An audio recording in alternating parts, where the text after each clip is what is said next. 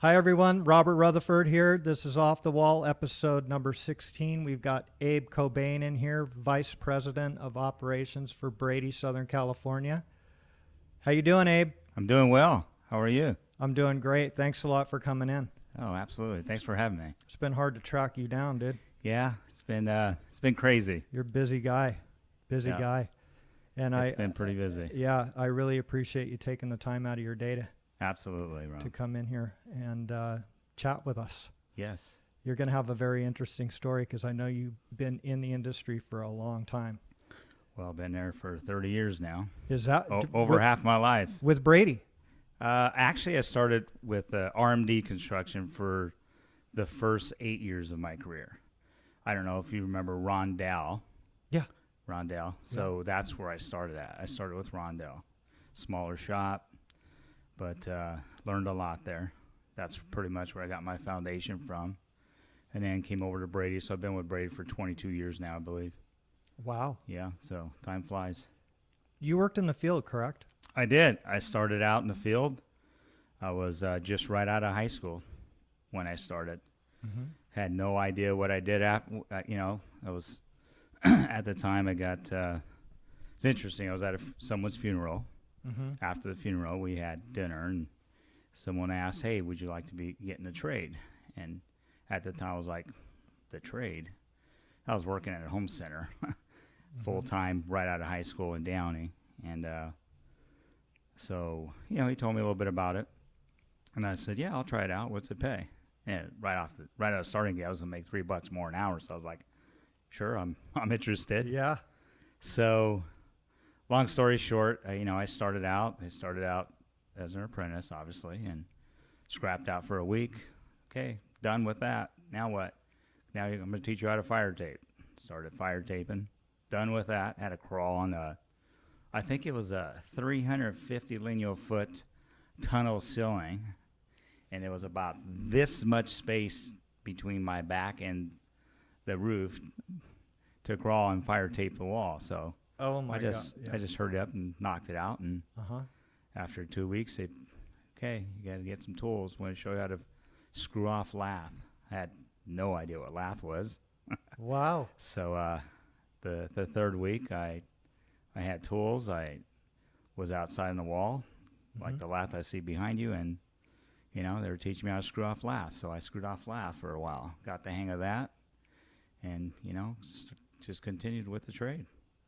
And moved up the ladder. Yeah, I mean, I like what I do. So when you like what you do, you usually you tend to do well. Mm-hmm. And I love the trade. Yeah.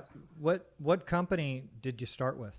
RMD. So it was RMD. It was RMD Construction. Got it. Ron Michael Dow was his name. Mm-hmm. He actually, unfortunately, a couple years ago, I heard he passed away.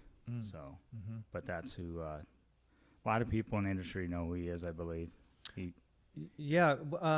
There was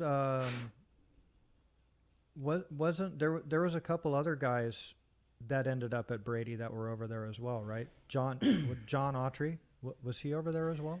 He was. I think John Autry was a good friend of Rondell. Got it. Right. But Bill Sadler, our president today, he started off with Ronnie Dow. Is that right? Yeah. Wow. Yeah. He started off with Ronnie Dow and then went over to Brady, and that's kind of the connection how I got with to work with Brady. Got it. 8 years was it was good. It was a good run. Learned a lot. Had a good foundation there, but always looking for for more opportunity, advancement, and small shop. It I don't think he wanted to grow any more than where he was, and I wanted to continue to grow. So I looked for another opportunity, and here I am at today. I'm still with Brady Company. Yeah. Yes, and you're super proactive on new materials and how to install them, and training your guys and making sure that they understand it. Yeah, very important. Few things is, we want to make sure we have the parts and pieces for the right job, right? We want to make sure we do some mock-ups and we do some production rates on how much we can put up a day, or if teach the guys out in the field, make sure they install it properly. We want a quality job at the end. So I think we got to stay active and actively engaged with the parts and pieces, measuring, monitoring, everything all the way through. We don't want to go back to repair anything. So that's the goal. That's always our goal. Yeah, and you're on top of that. You go to these training sessions and make sure that you understand it too. I do. I went through the apprenticeship training center myself back some years ago. Yeah. A little different today than it was back then. I Sure. really like what I see today. There's a lot of people in there with open eyes, open ears with today's new technologies, new means and methods. So I really like what I see at the Carpenters. I'm pretty happy about that right now. That's good. That's good. Are you getting some good apprentices out of there? We are. It's I actually surprisingly, sometimes sometimes you get some average people and you get some really motivated apprentices, and I actually want to say, let me go down to the union, let me go down the apprenticeship program. Let me actually go see for myself to see if they're actually doing what they're saying they're doing, and they actually are. I'm blown away by it. They're doing a great job down there. I like I said, I'm happy with their staff, their training program, and they're always looking for, they're always reaching out to me. Hey, is there anything else that we can be doing better? So I mean, what else can you ask for? When I started, it was like, got to do it this way, and this is the way we've always done it. So it's great. It's nice to. That's good to hear. That's good to hear. And well, again, that's part of your interest in the industry, that you take time out of your day to kind of see what's going on over there, how they're doing it, and you're, at the end of the day, you want good guys working for you that are going to produce and know the tricks of the trade to make you money. Exactly. If we're asked to bid something and we don't have a lot of experience with that, the industry's going that way. We need to embrace it, and we need to get good at it. Yeah. Yeah. And it's kind of nice if we can do our trial and errors at the training facility. So we get educated, they get educated, and I always tell the apprentices and everyone that works out there for us is knowledge is power, keeps you going. Yes. The more you know, the more opportunities you have. So yeah. I like that about the facility, and our staff we have now too. They're always looking for better ways of doing things. So. And most of the guys that you have working in the office for you, they came out of the field, right? Most of them. Well, as you know, there's a lot of millennials out right now, but and we do have a few millennials working for us, and they're pretty sharp.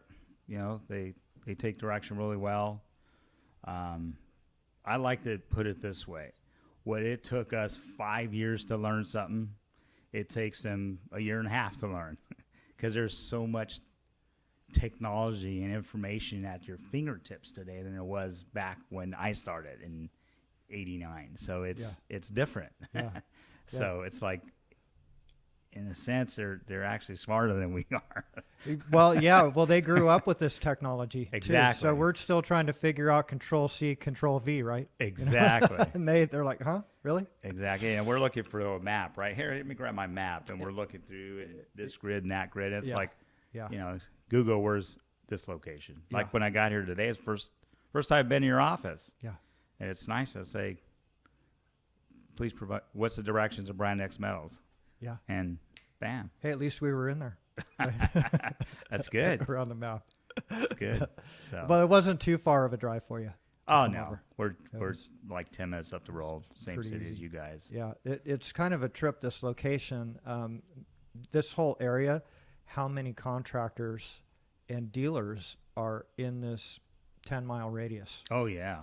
There's got to be at least 20 building material dealers in this general area, and maybe 40 contractors. Yep. You know, in a 10 A lot mile of people in radius. Anaheim. Yeah, it's a great location to. Well, you to have do the business. 91, you have the 557. I mean, you're centrally located. You can Yep. go, you know, even if it's far, an hour, you know, either way, we're centrally located here. Yeah, yeah. Are you a Southern California native? I am. Where'd you Yeah. grow up? Well, I was born actually in L.A. I grew up in Huntington Park. I don't know if you know where that's Oh at. yeah, I do. Well, Glad you're not there now. the house I grew up at is it's an actual it's a school. The whole entire block. Oh wow. My whole entire block where I grew up is essentially a whole entire middle school. Is that right? Yeah, so I haven't been back there in years, but Yeah. from there I moved to Downey, and then moved around a couple other places before. Yeah, but Southern California is your Yep. home. Seen a lot of I haven't been anywhere else. a lot very of much. changes. Yeah, it's been a lot of changes here. Yeah. It's been good though. Yeah. You know, the type of work that you guys are doing, I know that you've done a ton of hospitals in the past, and you know all that protocol that happens. So you had a hell of an education on that. Yeah, I've been that's for sure. Back when I started, you know, everybody always said, "Oh my God, hospitals! Oh, OSHPD! Oh, this!" Everybody's so afraid of it, right? But I think the first design build hospital that I had the opportunity to work on as a project manager was UCI Hospital. It's not far from here, right? Yeah. And it was an actual design assist hospital, where we had full BIM on it, full interior exterior, you know, designed, and it amazingly worked really well. Well, that's good. Worked really well. That's I good. mean, it's privately owned, so that might make a big difference. You know, you have people who are a little more intimate with privately owned facilities than they are public facilities. Sure. Maybe that could have been a big reason why it was a huge success. But, you know, we had a good team out there too. Yeah. You always make sure that you have a good team. You know, even today, I mean, I was in a meeting yesterday. One of our projects, and you know, they had a safety executive meeting where they want all the executives for mechanical, electrical, plumber, all the large contractors there. They want all the executives to buy in with the safety culture on the project, which is kind of it's a good thing. It's different, right? Usually the foreman handles stuff like that, and you know, we just do business as usual. Well, they don't want any accidents on this job, so they want the executives of each company to have a little more input, be a little more intimate with the project, and kind of, you know, hey, we're on board. We want to make sure this job doesn't have any accidents. So I tell everybody there, I say, you know, this is kind of good. You know, isn't it easier to work together than it is against each other? Absolutely. Because, you know, I need the electrician, I need the plumber, air conditioner. We all interact on a project together. Why not just work in a sequential order where we're all successful? Where we can make our budget, they can make their budget, everybody makes their budget, we all come out as winner, and we're done. It's pretty fucking simple. Yeah. Right? Because the old days, it's like, well, I'm in first. Exactly. Now it's your problem. Exactly. You know, that old school mentality just doesn't work anymore. No, that was always a pain in the butt, you know, because Fighting. yeah, back he's charges, tearing your everything else. shit up, and then at the end of the job, you got the boxing gloves on, trying to get paid for that crap that they told you to proceed. The guy wasn't in, and the thing is a lot of the companies, foremen and people on the inside, like what you're talking about, need to be involved. They know the sequence of how these jobs get put together. It's not magic. Right. You know, you guys lay the stuff out, and people put their stuff in the walls that you build, and some of the stuff needs to get in there first. But hey, don't bury me on these other areas. Right. You know, when you have your main ducts going up against 2-hour walls, like, why are you going to throw that duct up in the way when I got to get up there and fire tape that? Right. You know, I've thought about it over and over, and it just comes to just, you know, personalities, right? Personalities and attitude. You got to have the right attitude. If you have a shitty attitude, you're gonna get what you put out. One way or another, and one day you will. Exactly. So, you know, again, I always preach that, hey, let's work together. Mm-hmm. And I like to go down to our pre-con job meetings where, right out of starting gate, hey, we're going to have pre-con. This project's going to start. They all have contractors. And every time they go around, I just say, that's my kind of speech.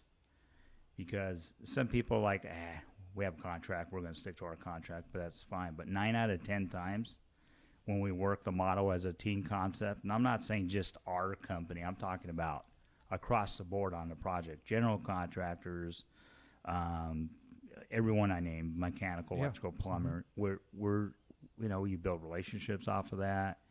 You have a successful job off of that. It becomes fun. It's not like, like you said earlier, you're not arguing and fighting stuff. Yeah. Well, it always comes down to the monies. So, at the end of the job, you got the work done.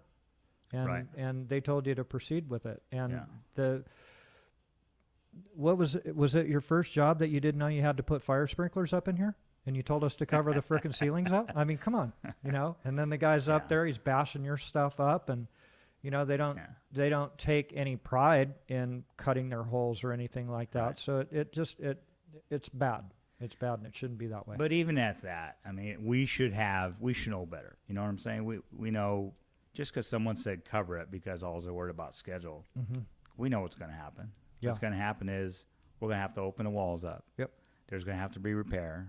Essentially, we're spending all this money, and we're at risk not getting paid. So why put ourselves at that risk? Why not just try and get ahead of it? You know what I'm saying? Absolutely, absolutely. So that's how I like. Well, that's your proactive personality coming into play, and it gets exhausting sometimes. It does. It does, because you're kind of a frickin' babysitter at that end of it too. But the thing is you want it to go smooth, and you're learning some stuff as well too. From these different personalities that you're having to deal with out there. You can't make everybody happy. No. I've learned to accept that, but I do my damnedest too to make sure it's a win-win on everybody's. You're a great communicator. Yeah, so there's nothing that you leave on the table. You throw it out there, and as a starting point, and you negotiate in between it. Right. So that's. And sometimes we have to agree not to agree and move on. Yeah, yeah. It's just life. You can't just you got to move on. Right. You know what I'm saying? So do you get involved in a lot of these meetings with the consultants? On our design build jobs, design sys projects, absolutely. A couple of our PMs, they've grown to be PMs. They started as PEs and worked their way up to PMs. I've had them come to meetings with me in the younger days, earlier days. Just sit, listen, hear, and just pick up what we're, to educate yourself on how these kind of things work out themselves out. So nowadays, they kind of handle that. I'm pretty proud of our PMs and our staff. They're pretty darn good.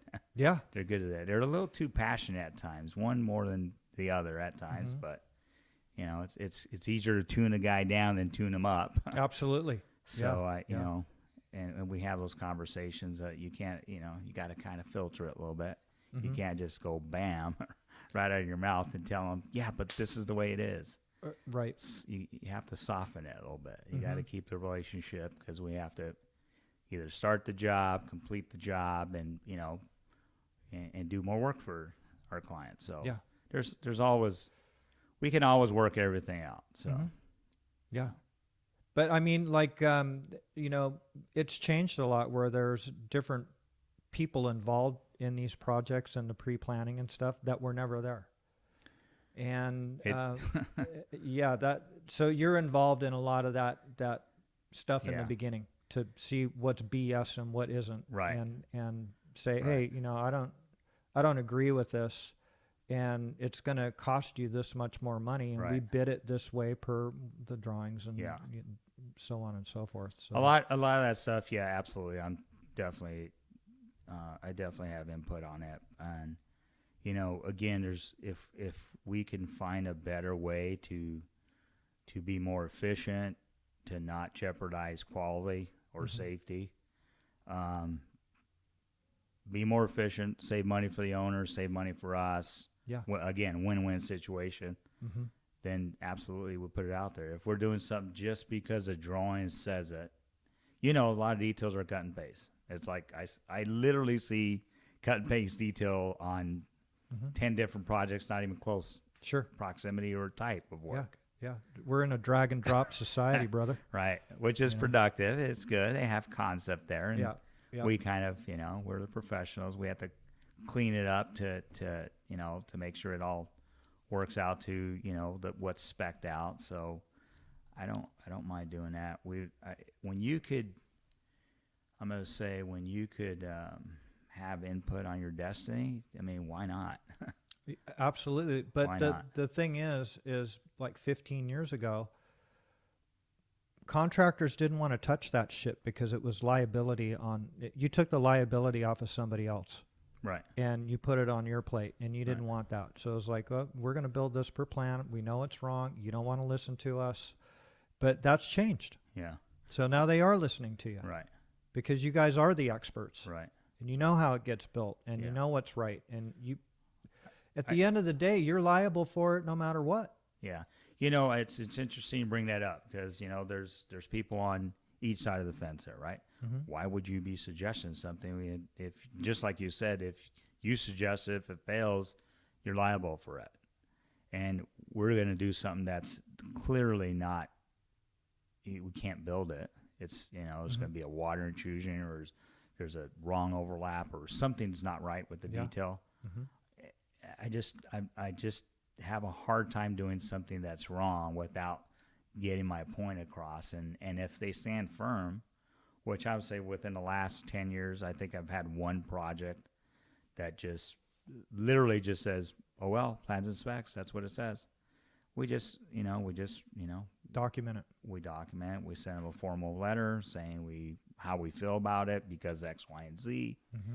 And we're proceeding under protest. We don't believe this is going to fail, but we move on. I won't mention the job or the contractor, but again, it was in me. I felt like it's the project manager was it was a checkbox, and a lot of things are checkboxes. Yep, got that done. Yeah, It's exactly. just, and we want to build things that last.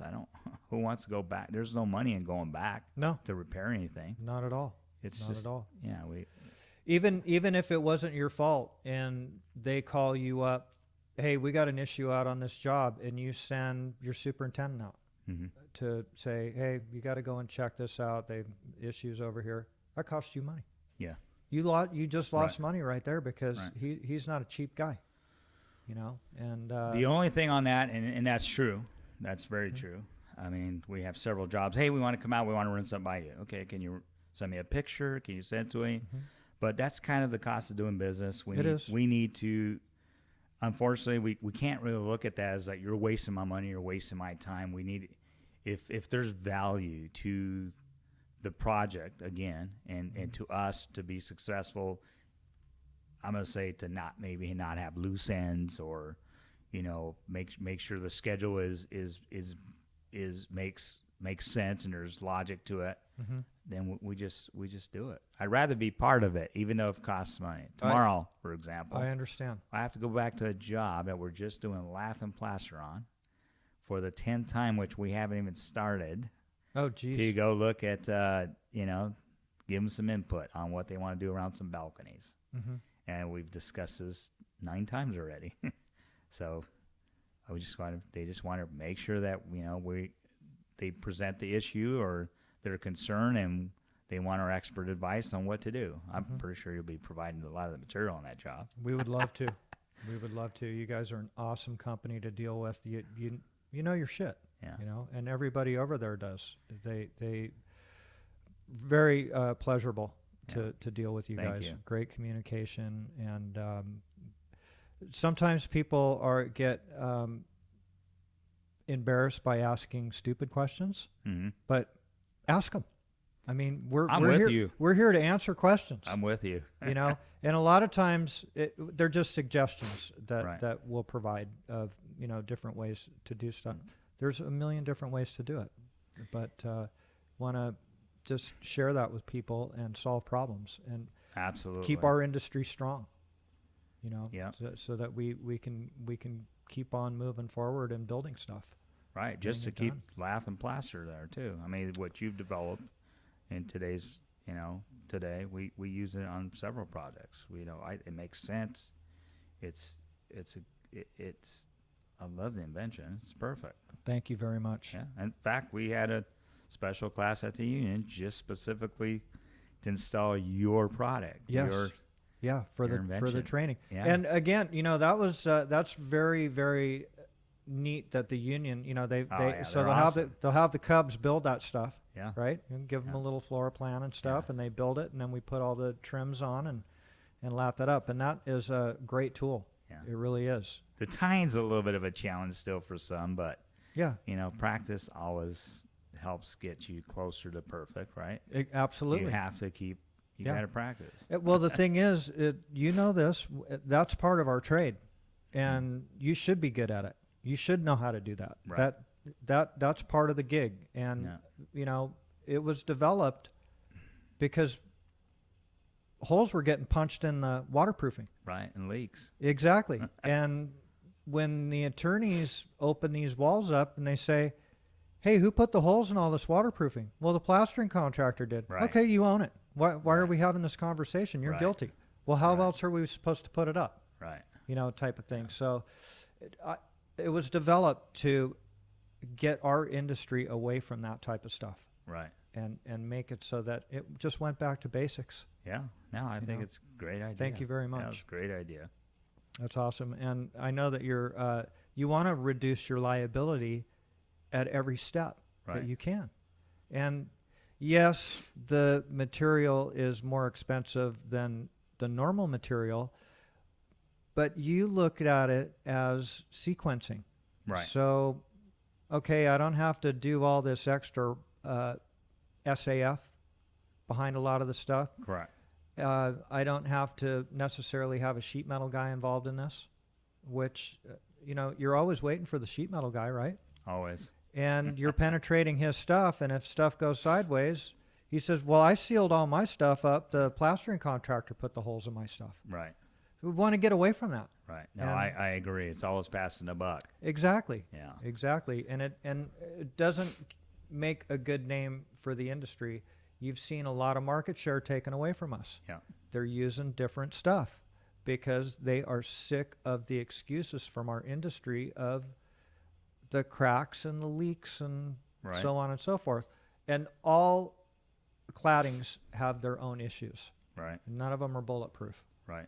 But, a lot of the stuff that's being put up now is 7/8 plaster in this region that isn't there now. Right. And our industry isn't doing that work. Right. Might be framing it and sheeting it and stuff, but a whole portion of that project that was your scope of work is gone. So we were talking about hospitals. We were talking about lath plaster, and again, a lot of buildings getting away from lath and plaster. Right. Yeah. I'm seeing a lot of stuff going to metal paneling, different type of substrates on the outside. Well, we built Kaiser Anaheim. I'm sure everyone sees it when you drive down Anaheim 91 freeway. Yep. That whole entire building's lath and plaster. I'll be honest with you, there was a lot of people weren't sure they want to go lath plaster because they don't want, an operating hospital to have leaks and maintenance inside of, patient rooms and everything else. But we built this, I'm going to say bulletproof SOP to install what we were going to install out there. We built a fairly large mock-up. We did all the water testing on it with the negative pressure and all that, and we got the green light. Otherwise, that building would have gone metal panel.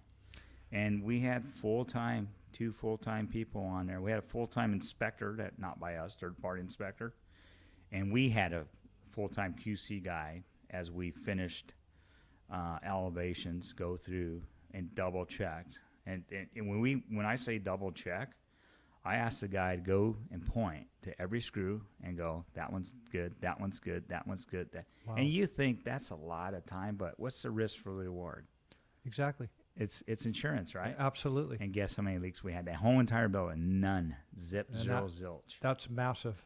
There's a lot of lath plaster. Yeah. A lot of trims there. You provided trims on that job too. Yeah, Remember that? Yeah.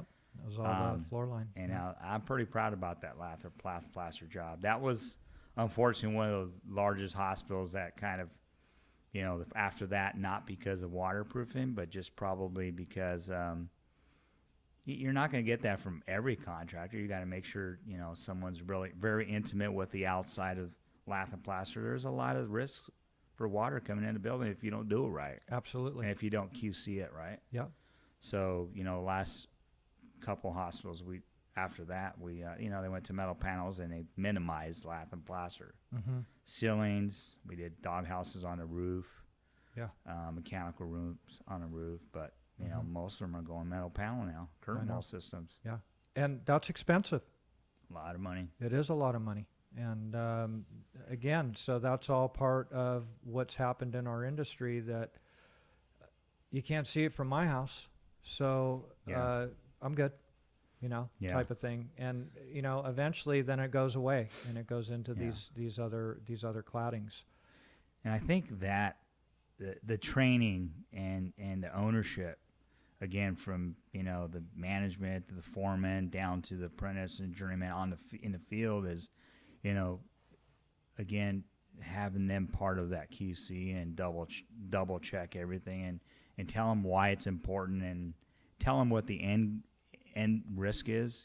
Some of them get on board. It's like, oh wow, didn't realize it that way. Yeah. Oh, they might have to pull patients out of there to open walls and see where the water's coming in. Mm-hmm. When you take it you got to keep people kind of keep in a loop of what they're doing really means. It's a big deal. It's huge. It's huge. It's not just hanging lath on a wall. No.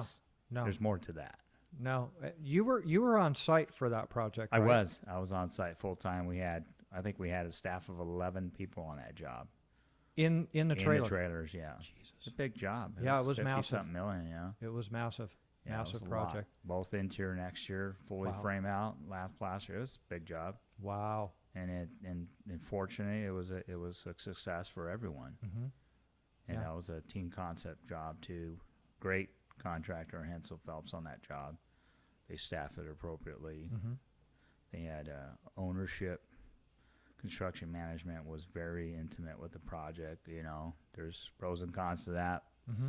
but they're very in tune with what was going on. They, that was appreciative on our end. That's for sure.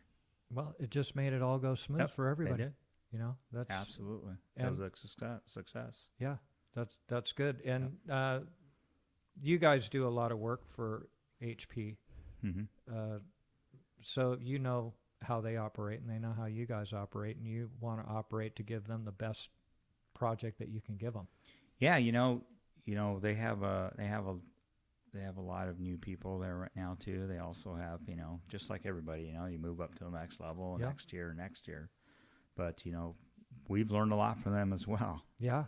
They have a lot of good qualities, and there's a lot of contractors at their level that have good qualities where we, I'm going to say we share some of their best practices and vice versa. Yeah. So, we learn a lot from them as well. Yeah. That helps everybody. Exactly. It's really good to be open-minded that way. You have embrace that. You have to do that. So you don't have any plans on retiring then, huh? You're in for the long haul here or what? So I just turned 49 this last week. Oh, you got a long way to go.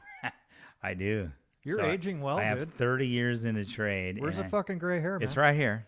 Huh? Trust me, it's right here. There's a few right here. And I think the gel just do it. Everybody thinks I dye my hair. I really don't. Trust me. You're Bill doing Satter good, man. says, you probably dye your hair. It's like, I don't. You're doing good.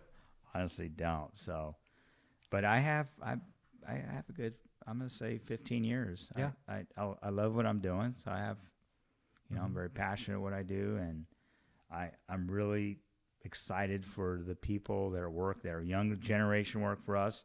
I want to see them succeed. Mm-hmm. And I want to be part of their journey. And I think there's still a lot of value I can bring to the table for the next 10 or 15 years. But Yeah. retirement, I'm like, Yeah. I'm not ready to retire. I can, I guess. I have 30 years in a union. Well, so you work with a lot of guys in the union, and that's all they talk about is their pension. And when Yeah. they've got their last day, they know what Yeah. day they started, and they know what day they're going to Yeah. end it. And Yeah. so, We have someone in our office like that right now. But mhm. I like I said, after this year, I'll have the 30 years in, but it doesn't faze me because I'm off to, I'm going to say, a different chapter in my life, moving up to, this position now and moving forward and just all the things I kind of mentioned here earlier. Yeah. That's exciting. It keeps every day is interesting.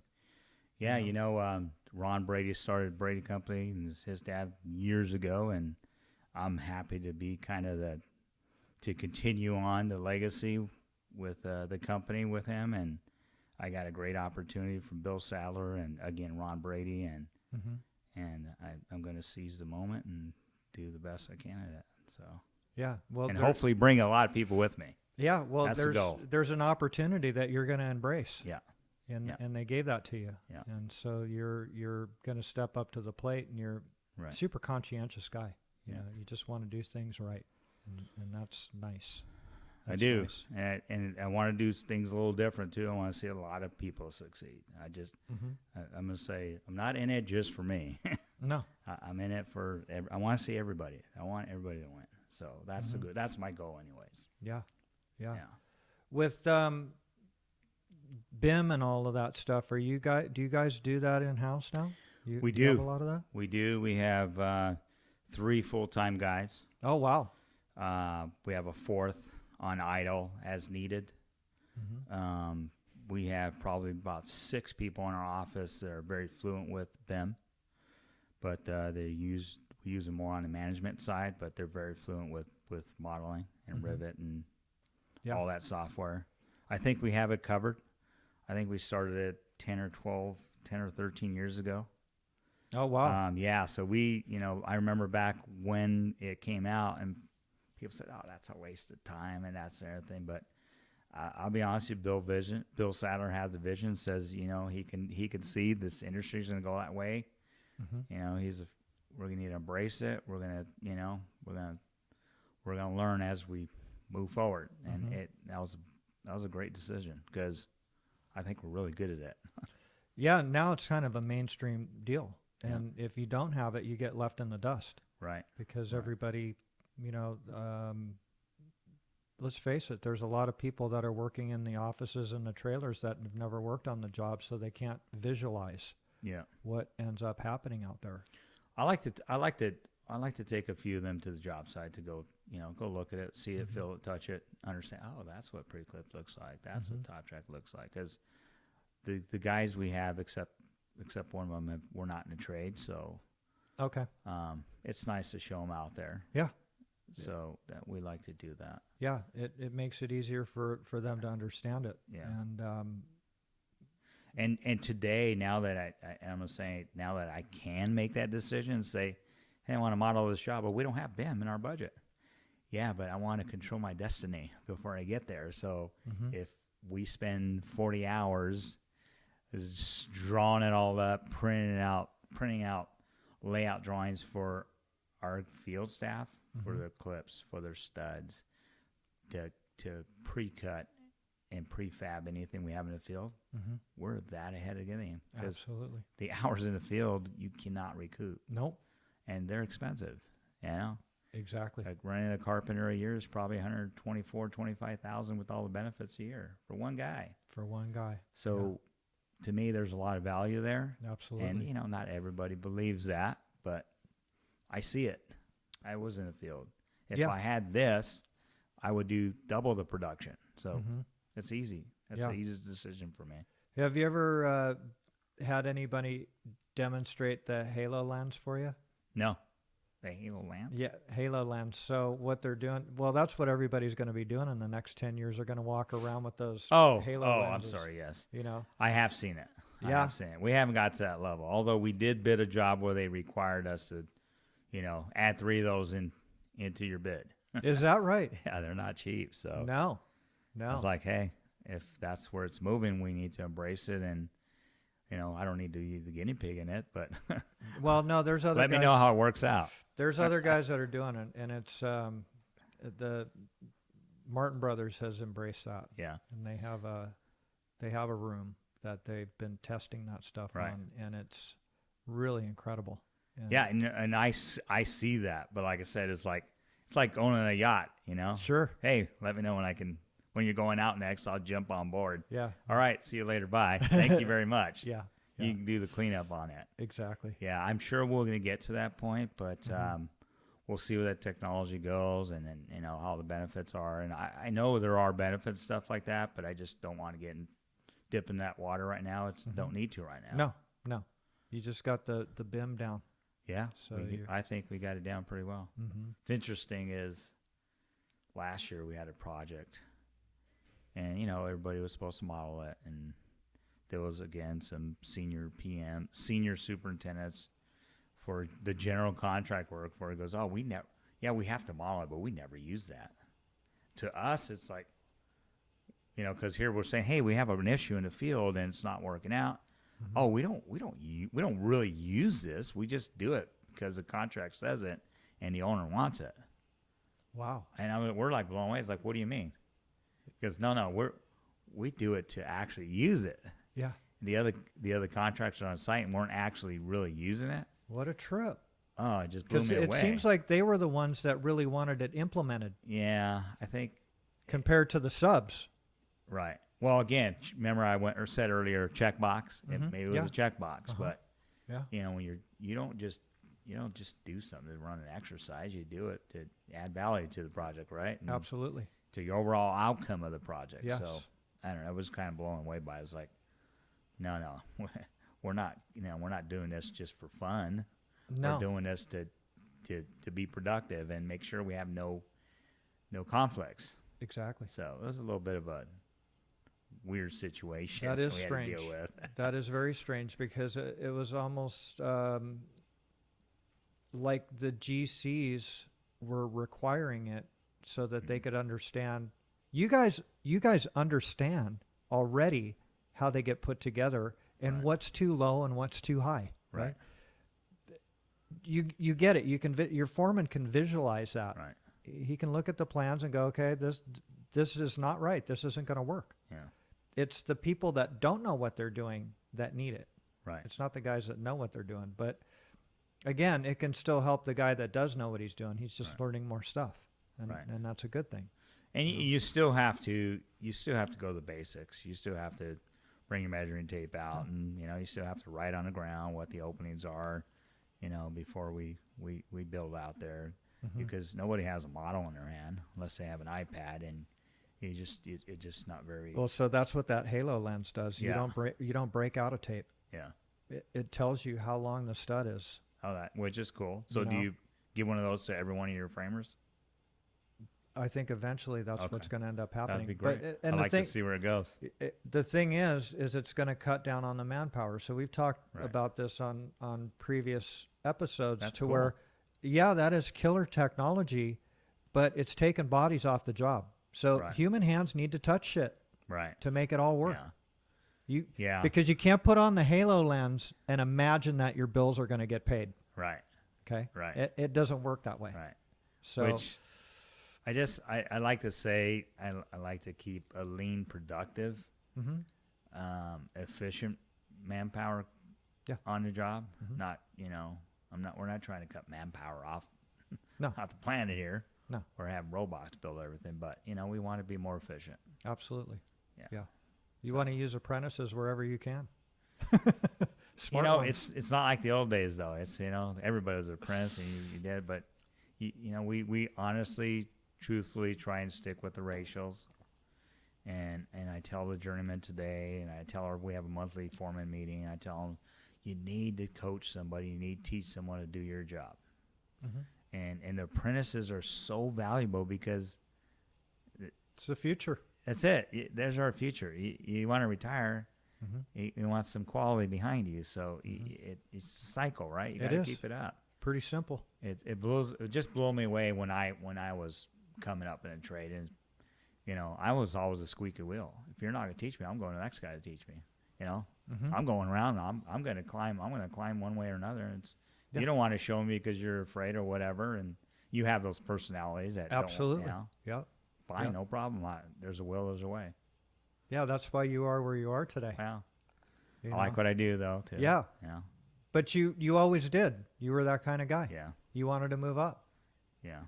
And I think it was mainly just wanting to move up. I wanted to learn a lot, and I wanted to be really good at it, and I wanted to find new ways of doing things quicker, faster, more efficient. And, Yeah. You know, I was always tinkering with stuff, you know. Yeah. So it's not, you know, I don't have an engineering degree or anything like that. I do have a PhD. Did you know that? No, I didn't know that. Poor, hungry, and driven. Nice. I thought you had a degree in lathology, bro. You know. I heard a baseball player say that. Yeah. So I'm going to use that one. Yeah, that's a good one. But, But you know one thing you do have, and What's you'll that? never learn this in school, common sense, because common sense isn't common. Yeah. And you either have it or you don't. And there's a lot of people that don't. And a lot of guys that are in the industry do because they're mechanically inclined. And they are learning from these journeymen.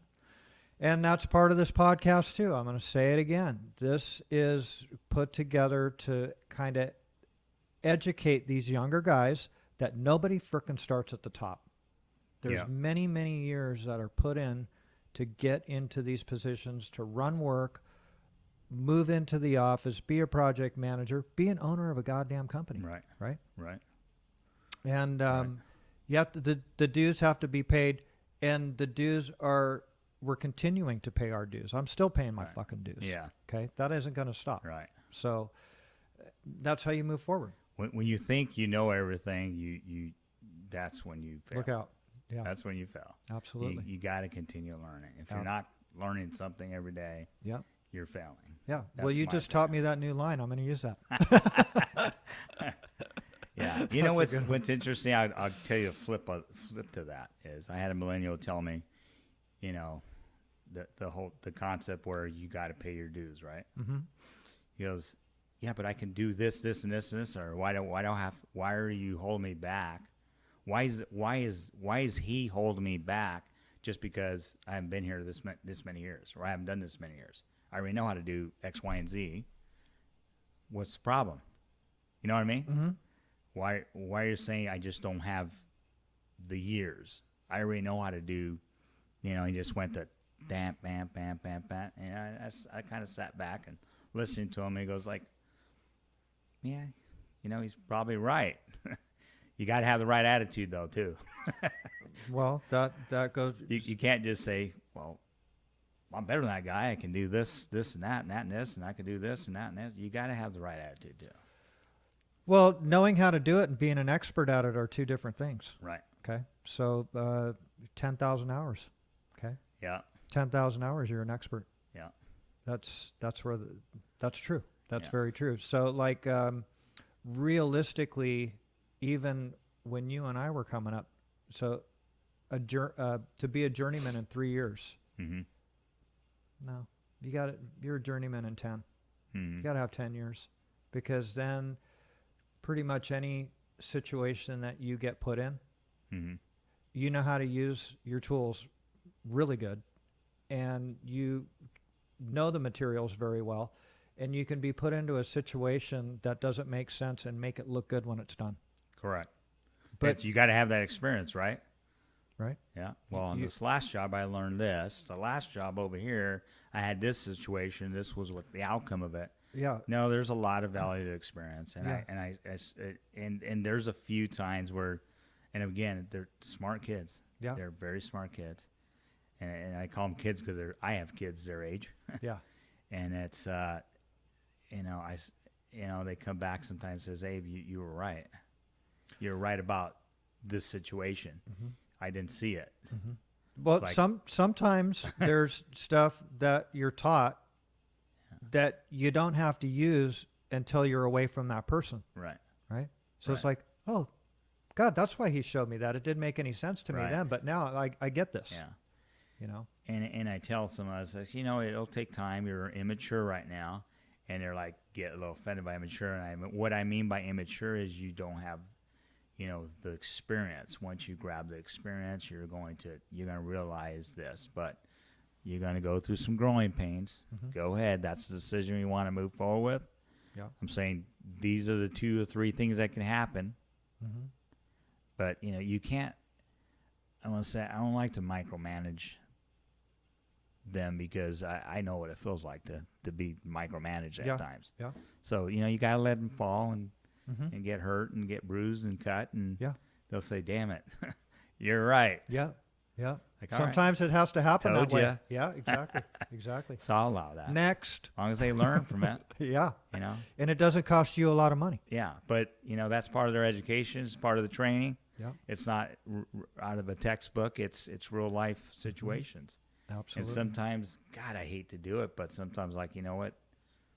He's going to, instead of saying, no, absolutely, you're not going to do it because of this, I'll say, all right, let me know how that goes. And it's like you said, it's going to cost a little bit, but that's education you're paying for. So it's like, I told, it's, again, I told you. Yeah. Yep, you're right. Yep. But yeah, got to let them go through it.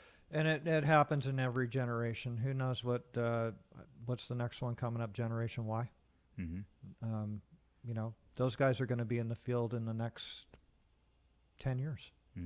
They're going to be the new guys coming into it. So it never stops. And we just don't have enough people in the field right now. No. I mean, we're across the board. There's not enough carpenters, not enough lathers. We're struggling. I'm sure every other trade that the whole industry right. as a whole is in that same position. Right. I'm sure every single trade is the same way. There's just not enough guys. And we've talked about this before. They've shoved college up everybody's ass that they've got to have a frickin' college degree to make it in life. Right. Okay? Right. And that's not everybody's cut out for that. And they're bringing these shop classes back into these high schools and stuff to, guys that are not going to be doctors. Right. And they don't need to be highly educated to get this stuff done. You can make a great living working in the field building stuff.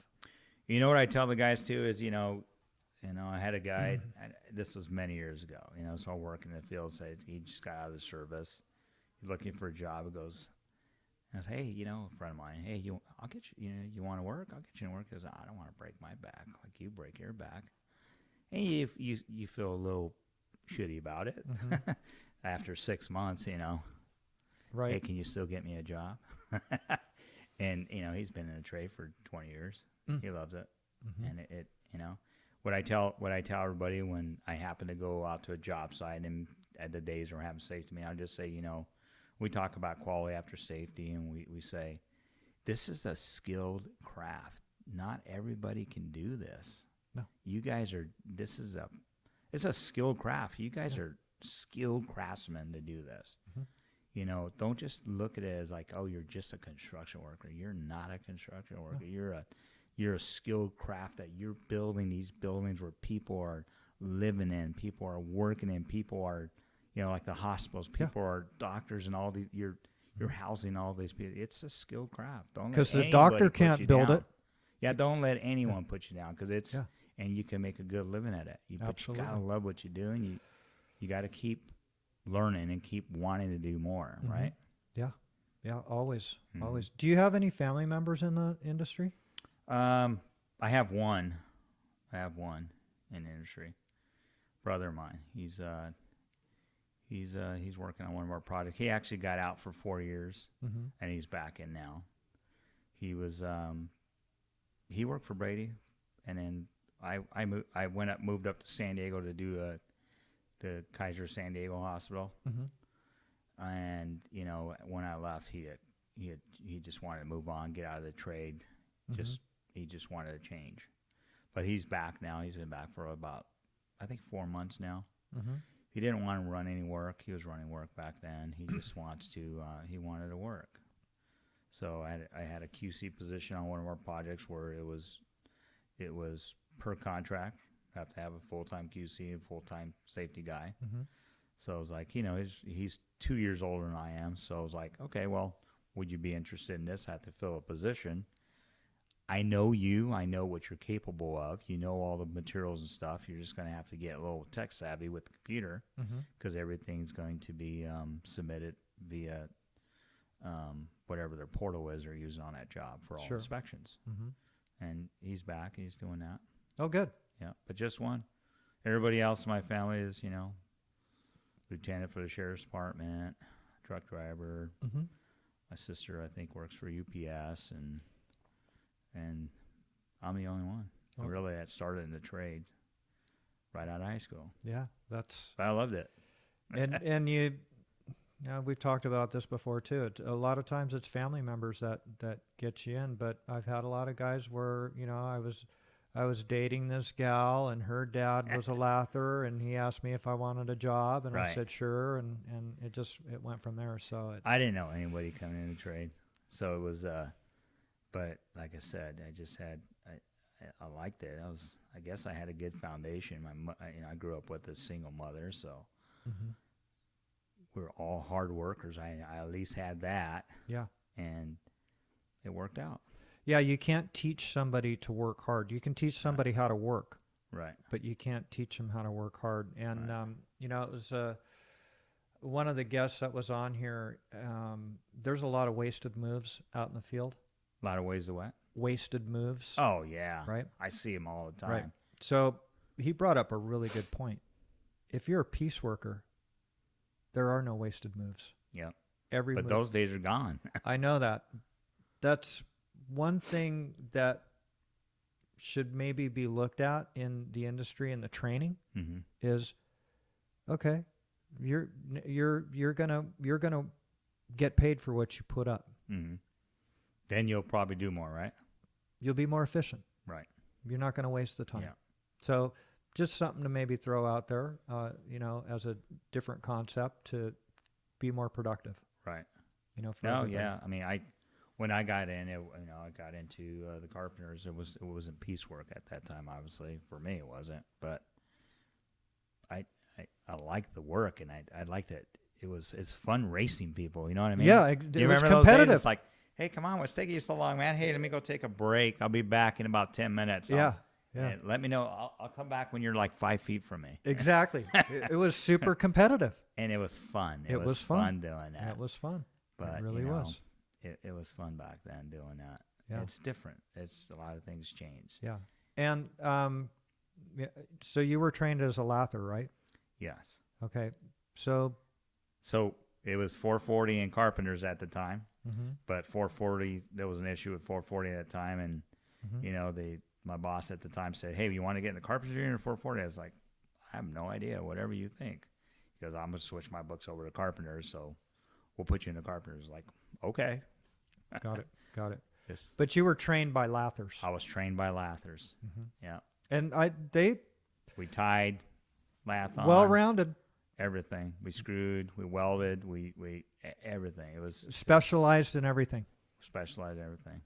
I probably should say this, but we got slow. I mean, had to do a little bit of, you know, patch drywall here, do some tape in here, help them mix the you know, the sand and cement. You know, learn how to shoot fireproofing, not productively, just concept, and helped out. And we got slow. I was always busy. I think actually I was going to be off one day. And you were going cuckoo. Well, check this out. This is a story. This is a true story too. Do you remember the guy named Harold Greene? I recall that name. I think he worked for Orange County Plastering. So he came over and worked for Ron Dow, RMD, for a little bit of time. He went to run 1 or 2 jobs. So I worked for him. And then, you know, he was a ball buster. But I loved it because it wasn't a challenge for me because I just ran all the time. Well, he left. He went back to work. I think he went to work with Orange County Plastering at the time. Well, one day I called him. I said, hey, Harold. Hey, how you doing? He remembered me, and I said, hey, this was probably a year or 2 years after he left. He goes, hey, do you have any work for me? What? You're looking for work? He goes, yeah, I need, you know, yeah, would you be able to put me on? He was running a 20-something story by LAX. He goes, absolutely, you can come start tomorrow. I said, okay, well, I actually just need work for one day. You're a little paranoid there, weren't you? Well, I did. I was young. Yeah. I started a family. I didn't grow up with a lot. So he goes, "You want to work for one day?" I said, "Yeah, we don't have work on Friday. Do you have work for me on Friday?" And he just kind of busted up. He goes, "Absolutely. Come down here on Friday." Wow. Went out there, framed on the outside of the building for a day. Okay, mail my check. Thank you so much. Thanks. He was just blown away that I called him for one day. So you haven't missed any days. No, You're one of those guys. I've been very fortunate that I've been working every day. So Yeah. again, you love it. I love it. So Mm-hmm. I've been very fortunate. So Yeah. You've had an awesome career and smoking hot attitude. thank you. Really, really great. I- Inspiration for people in your company as well. I had good mentors. I can't. I have to give them credit. I have to give Bill Sadler credit. Mm-hmm. I have to give Ron Brady credit. I have to give those guys a lot of credit. They have a good. I have to give them all the credit. Mm-hmm. So they're amazing people. Yeah, you learn Oh, from those yeah. guys and embraced what they taught you. That's Their nice. values, their work ethic, don't think of others. You got it. Everything. I gotta just say, Mm-hmm. I owe them for that. Integrity, Big time. lots of it. Yeah, and I'm not gonna say that you've had those days or those moments where you've lost it. Everybody has, right? Yeah. But at the end of the day, that's the goal. You want to do what's right. You want to have Mm-hmm. You want to have integrity. I strive for that, and it's no one's perfect. No. You're gonna have challenges. And you can't make everybody happy. No. It's just life. Well, part of it too is you got to admit when you fuck up too, right? And a lot of Right. people have a hard time with that. Yeah. All you got to do is tell them, I made a mistake here. And I have. know? I've made plenty of mistakes myself, personally, work wise, Yeah. and Everybody does. just say, "Yep, I did that." Mm-hmm. And I try to tell people today is like you just put it on the table Own it. because it will come out. Yeah. And we can move on. Yeah. Own it, and we're gonna fix this problem. Right. And usually when you admit it, you're gonna try to figure out a solution to solve it. Because you feel Right. like crap. Right. And nobody feels good about making mistakes, but they happen. Right. And it's No one's perfect. no. No one is perfect. They're going to happen. You just got to minimize the blow, I guess, right? Sure. And see what we can do to get out of it. Because there's one thing that I think Brady Company, that Bill, and it doesn't matter what it's going to take. We're always going to finish a project. Yep. And we're going to finish it in a safety and a quality manner, Mhm. and even if it costs us money, because we have a reputation, we have integrity. We're not going to shortcut anything, and it is what it is. We'll move on, take our losses if that's what ends up being, and Yeah. move on to the next. Shit, if I was a GC, I'd hire you. Yeah. For all those GCs out there that should hopefully be watching these podcasts, there's a lot There's of some good GCs out there. There really are. Some Yeah. good people. Yeah. I got invited. Actually, yesterday I was sitting to somebody that's retiring from Hensel Phelps, and I look up to this. He's general superintendent. I've known him for several years, Mm-hmm. and he's very firm. He's very well rounded, and he's very fair. I like when people are fair. Yeah. Mm-hmm. Mm-hmm. Just be fair. Yeah. And he goes, Abe, opens up his calendar. There's 40 people in a room, but he's just sitting. I happened to be sitting next to him in a meeting yesterday. He goes, November 7th, write that date down. And he's whispering. I was like, okay, November 7th. Do you want me to take him golfing or something? that's October 30th. But and I said, I'm retiring that day. I have a retirement party, and you're on my list. Awesome. On my invite list. You should be getting an invite by somebody on that. I was like, congratulations, and I'd love to go to it. So that's awesome. yeah, That's cool. awesome. I have no desire to retire. I like what I do too, You know, Yeah. I would get so fucking bored, dude. Yeah. I'd have ants in my pants, and Yeah. I don't call this work. You know, this is Yeah. this is fun stuff. You know, so it's been a great journey. Been a I really wouldn't fun. say that I have any desire to. I would just say I don't think about it. I just don't think about it right now, right? Yeah. Because I mean, you have a lot going on here too. I do. I mean, have it's a pretty amazing. I mean, you have all your staff out there working, your robotic machines working. Yep. Blown away how you've grown this business. Thank you. And I'll be honest with you, we try and support you at every project we can. If it makes sense, you're there. We really appreciate Right. it. Yeah, Yeah. we want to make the industry. We want the industry to strive. Right. You know, and if it's not there, then none of us are striving. So we try very hard. We do make mistakes, but we correct them and we own it. You know, Right. and That's the important thing. even if it was ordered wrong, and we produced it, we're not going to sit there and go, Right. yeah. Bullshit. You know, we're going to get it done. You guys need to get the job done. Right. And It's unfortunate matters that sometimes that happens, and we go through those it's part of pains sometimes too. But the gig. you know, that's Part part of of the gig. integrity, right? You got to just move on. Exactly. Right. Exactly. And we have that as well.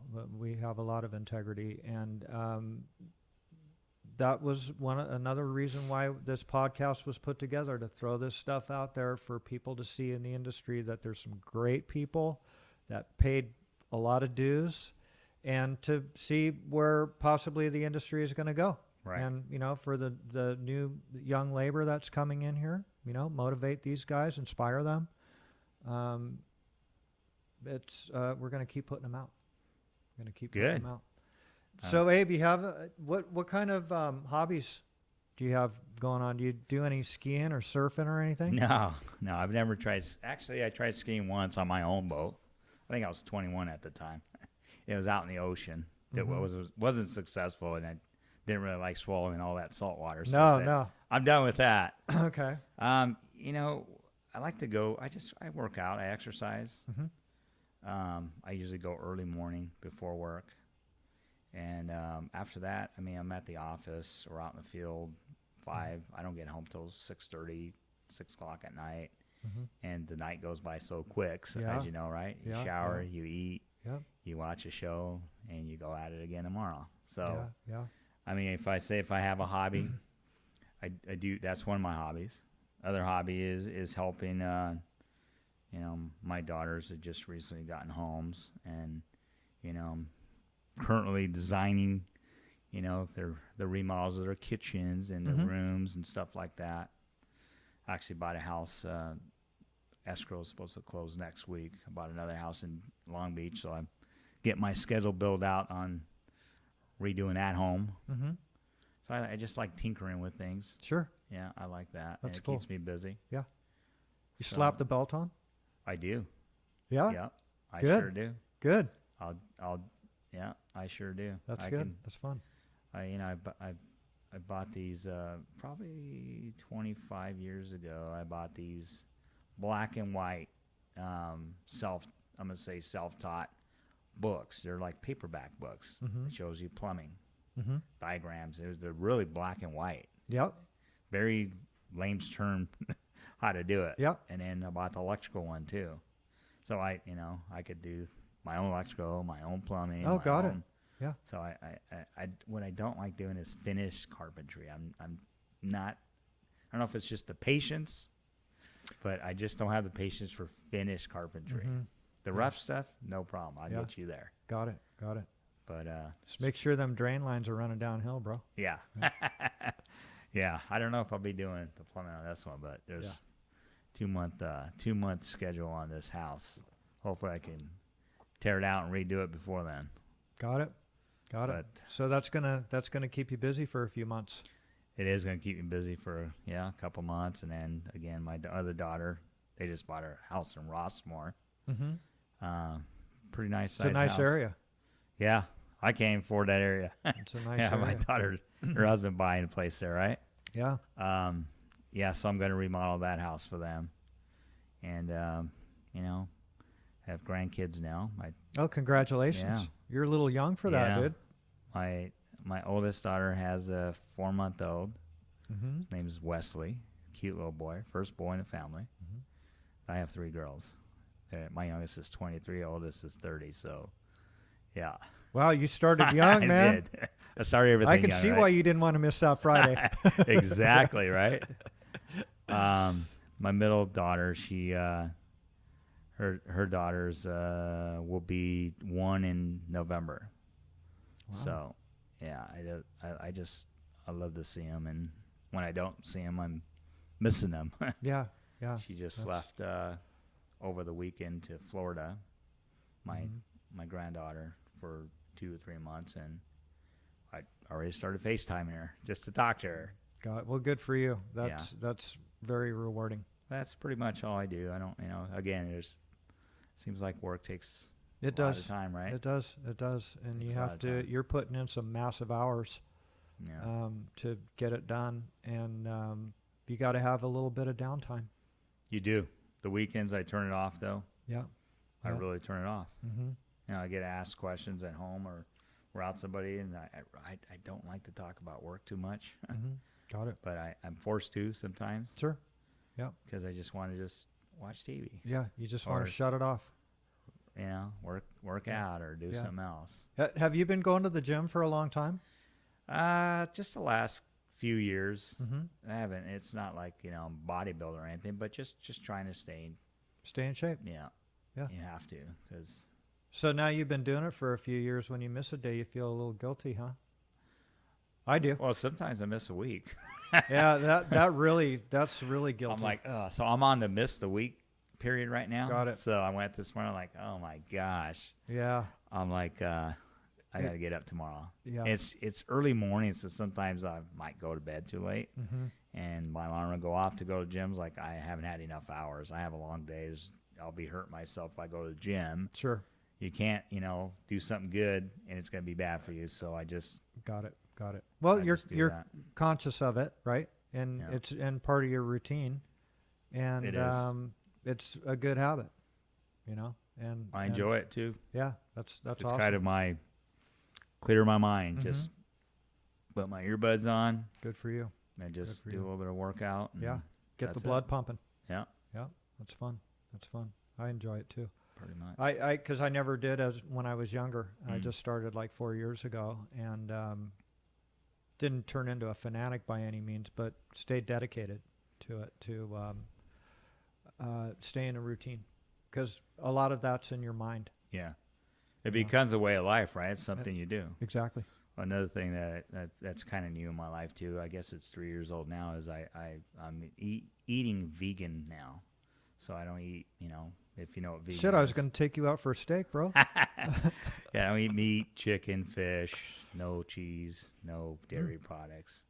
I've been doing it for 3 years now, and people are like, "How the hell do you do that?" It's like, it's you just find alternatives. Yeah, You do your research and you just find alternatives. it's working for you. You And I- used to eat meat, right? What's that? You used to eat Oh meat. yeah, I used to eat meat. And I feel like Yeah. going back to lunch, going back to work after lunch, and you're like, oh, I could barely move. I eat, and I never feel like that anymore. Mm-hmm.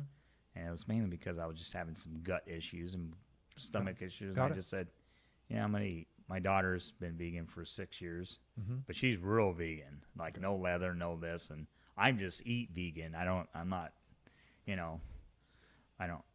I like the leather seats in my truck. Got it. You know what I mean? Got it. So I Yeah. tell her they're vinyl. Yeah. But that's pretty new in my life too. And it's everybody asks me, those that are close to me, and so when are you going back from your, when are you going to change your diet back to? And it's like, no, it's my way of life now. I'm not planning to go back. This is the You're a way. journeyman now. Yeah, You got that's 3 it. years. That's right. 3 years. I turned out in 2 years. Was it 3 years back then? But I guess I might have cheated though. But you know what? A lot of the guys did cheat. Yeah. Back in those days. But here's my cheat. My cheat was office roll letter to the apprenticeship program because they wanted me to run work at that after 2 years. Mhm. And they said, hey, we're going to turn you out, and that's going to be your foreman wage. I was like, okay. So they wrote a letter to union. They sent me a watch. Oh, wow. Congratulations! That little gold watch. I don't remember if you remember that, but and I turned out. They turned me out after 2 years. Might have been 2.5 years. And then I remember I was gonna run these 11 TI buildings in Southgate. Do you know what Southgate is at? Oh, yeah, yeah. Yeah. And well, that's where I started running work back then. Got it. 2.5 years into it. Not bad. Yeah. Not bad. So. Well, Abe, you've had a really great story to tell, and I think people are going to watch this. I think everybody at Brady is, for sure. It's Maybe. a big company. They see me every day. Big They company. might say, "Oh, that's just Abe." Yeah, yeah. But down in San Diego and Central California and stuff like that, you're carrying the flag Yeah. for the company. So Yeah. it's been really nice to have you on here. Thank you. Thanks for having me. I really appreciate it, and thanks for everything, all your support with Brand X. Absolutely. Really appreciate that as well. Yep. Thanks a lot. Thank you.